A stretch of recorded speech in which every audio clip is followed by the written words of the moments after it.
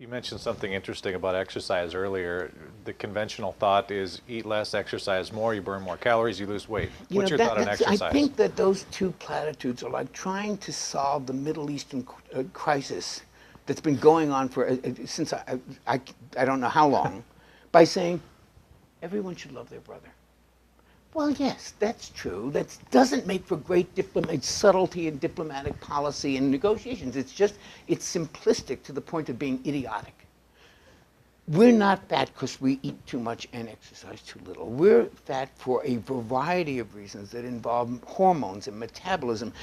You talk to the best obesity researchers in the world, and they'll tell you that the more they study it, the more it's mystifying and baffling. We now know that what your grandmother ate affects the size of your fat cells. We now know that the fetal environment affects it. There's this really interesting study. People don't know about this, the Dutch famine study. During World War II, there was a period in Holland when they had to ration calories.